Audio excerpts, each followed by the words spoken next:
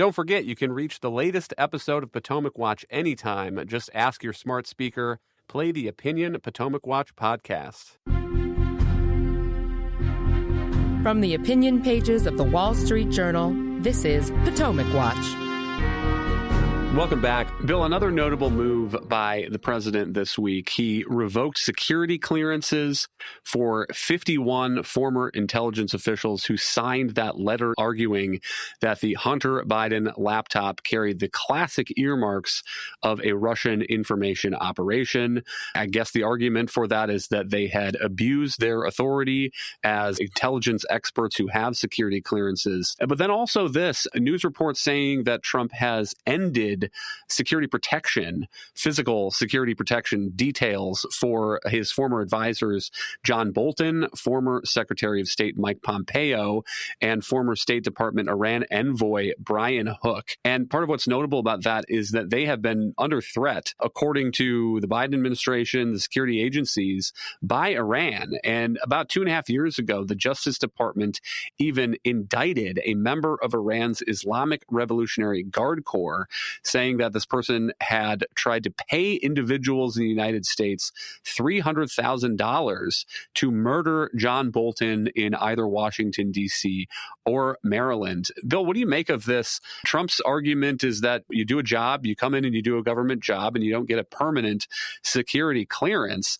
But it seems strange not to make those decisions based on the actual threat assessment. Right. I distinguish between the two. As a person who served in the White House, had top secret security clearance, I look at it this way. I think if they're in danger, you have an obligation to protect them. They may have made a lot of money since then. I'm not sure it's their obligation to entirely protect themselves against a threat.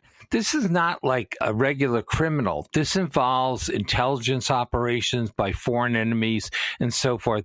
I think there was a lot of outrage when Donald Trump didn't receive the security upgrade that he should have gotten when he declared for the presidency, especially as the next president. And the Biden administration was, I think, correctly criticized for not giving it to him. That's why this decision seems so out of touch. I get that President Trump is displeased with each of them for different reasons, but I think we owe it to people who serve to protect them and shield them from being killed by foreign enemies. So it's a very bad look for the president.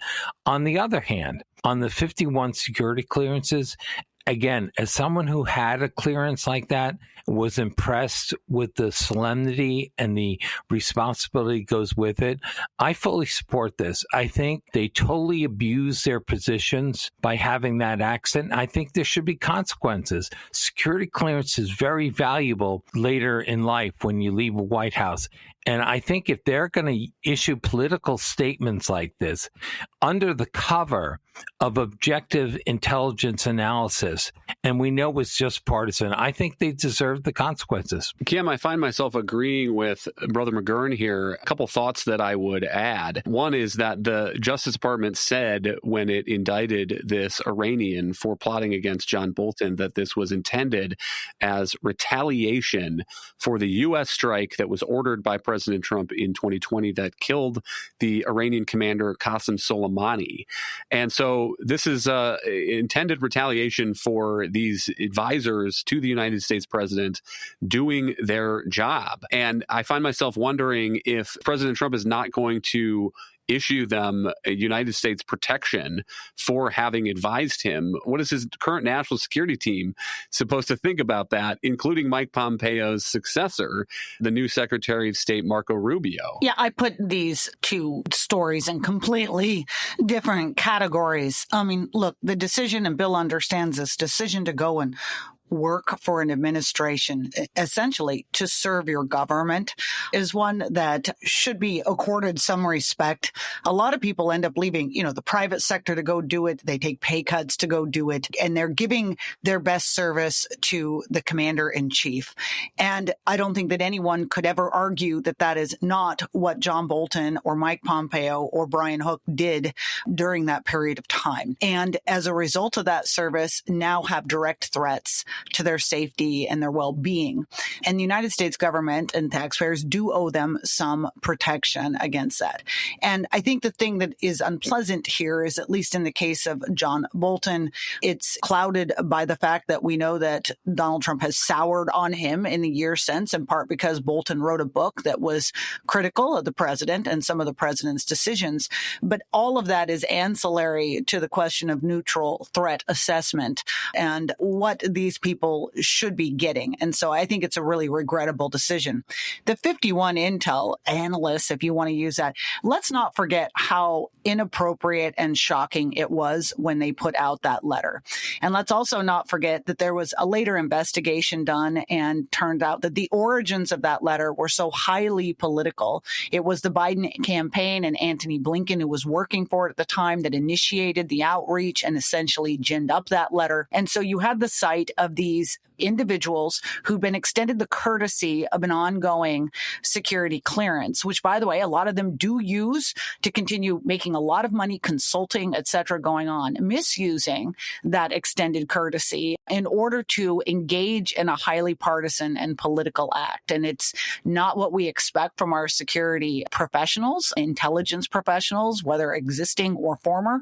And I think that it was right to take a look at their decision to put their names on that letter. Bill, as we reach the end of this inauguration week, what have we learned, do you think, about Trump 2.0? I mean, one thought that I would have is that there's a lot of news activity this week, a lot of executive orders, a lot of executive actions taken. And it's true that every president comes in and wants to hit the ground running. But usually there's some degree of, sir, here's where the red phone is, here's where the bathroom is.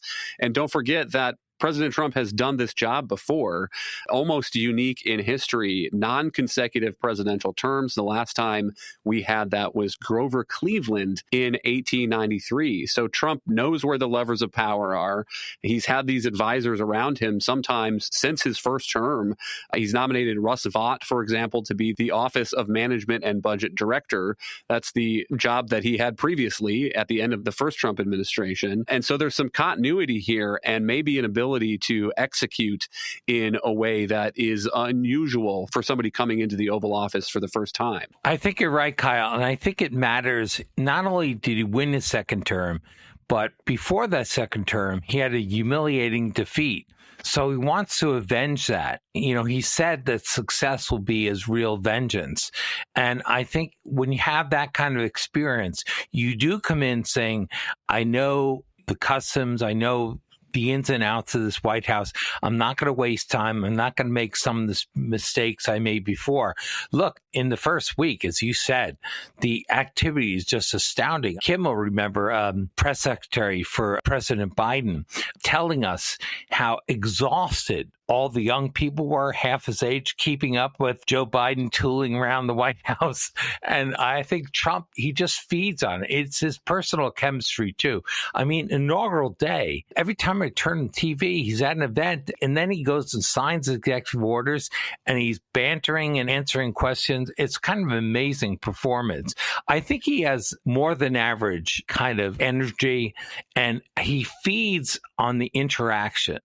So, rather than get depressed by it, I think it energizes him, and we'll see where else it takes him. Kim, we'll give you the last word, but the popular vote victory that he had in November, I think, has also changed the tenor from Trump's arrival in the White House 8 years ago, and perhaps emboldened him to just sign the dotted line when he's considering some kind of action, and sometimes for better and sometimes for worse. The pardons for J6 people who had assaulted police officers, I would put in the bad column. Maybe the DEI order, some of the immigration orders in the good column. Next week, he's promising 25% tariffs on Canada and Mexico. Kim, I'm not sure if he will sign on the dotted line that one, but it's certainly going to be an interesting 4 years. Well, I agree that a huge part of this is having a team around him, knowing how everything operates. Also, coming in, and don't forget, those first 4 years, especially the first couple of years, were a brutal assault upon a relatively unorganized operation.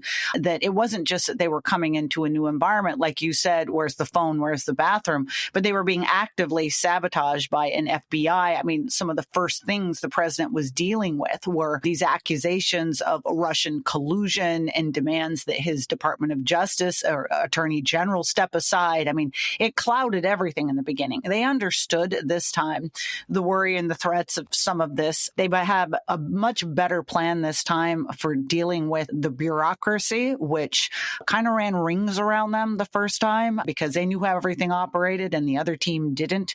But the mandate means a lot too. And I think it's why we're not just getting those promises that Trump had in his first administration, like energy and deregulation and a promise to do something on the economy, but why you are seeing him take these somewhat far-reaching actions, for instance, on DEI or civil service reform. That was another huge aspect of his orders this week. And it was something he touched on as he was getting ready to leave office and was campaigning for a second term, didn't get around to it, but is feeling as though a lot of Americans are tired of the way Washington works, business as usual, and that he feels a big part of his mandate is not just policy on economics and other things, but policy on the function of D.C. And he intends to try to change that. Thank you, Kim and Bill. Thank you all for listening. You can email us at pwpodcast@wsj.com. If you like the show, please hit that subscribe button, and we'll be back next week with another edition of Potomac Watch.